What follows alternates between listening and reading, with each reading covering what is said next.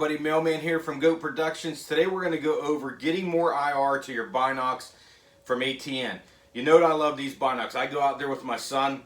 I normally take him. He has the X-Sight with the Predator Tactics Coyote Reaper XXL IR on his weapon. I'm usually sporting the BinoX at that time. We record together. I record through the BinoX, he records through the X-Sight. We have that extra IR. That's where we're getting those great nighttime videos with the BinoX. Well, what I wanted to do today, I was sitting around. It's a hot day. I'm in the office, and I had some components I had lying around, and I started to look. I wanted to mount one of my IRs, either my Coyote Reaper XXL, which I'm going to show you how to put that on there, or I have these IRs that are laying around from all my X-Sights. Got multiple X-Sights I've had over the years, so I've got these IR from the factory laying around that I'm going to put to use and show you how to put to use on here with a specific ball head. So what I did is I looked at a bunch of my ball heads. We're going to go over those. We're going to move up closer in a second. I want to get more IR so that I can scan further with these BinoX. At about 150, you're starting to lose that really good video because of the strength of the IR. You have that rangefinder in there now though. I love them. The better sensor that sees that bullet track in. But I want to get more IR to my BinoX, and we're going to move close. I'm going to show you what I did to this particular ball head that gets me more IR onto that BinoX footage.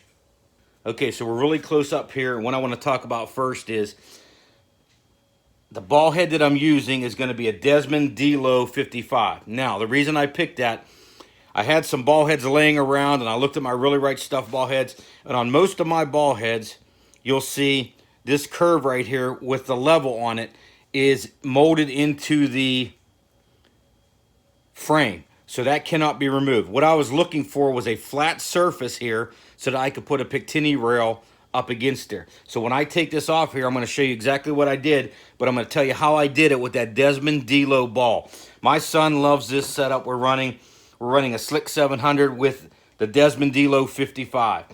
This is going to be the perfect one for this setup, and I'll show you just in 1 second why that is. Okay, now I'm up close with the Desmond D-Low 55 ball head. And the reason I like it is it already has the pre-drilled holes. It's flat, so I can put a Picatinny rail on there. I can either, say, glue it on or stick it on there. But what I had was this level on the Desmond was screwed in there. So you had Allen key screws holding this level on there. So all I did is I took the two screws out. I have the two holes there already pre-drilled. I got a Picatinny rail off of anything. So what I did is I grabbed a small Picatinny rail. The key to this one is it's nice and flat. You want to get one as flat as you can. And what I did, I lined up one of the holes already with one of the pre-drilled holes. And on the other one, I did have to do some drilling. What I'm going to do is I'm going to line those two holes up, and you're going to have that Picatinny rail right there fitting in that area, that nice flat surface.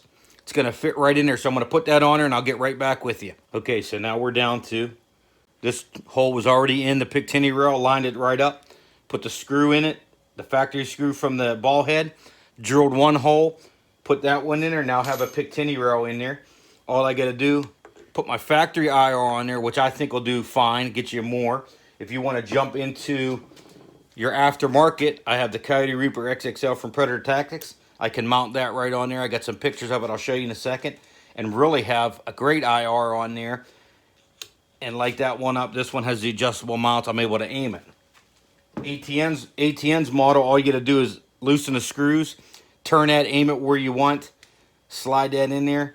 Biggest thing on the ATN models that came stock with the X-Sight is I just take the batteries out when I'm done, so the batteries don't drain at all whenever you're in the off position. Throw new batteries in there, and you have an additional IR for that BinoX. It's going to increase that video quality and get you up there.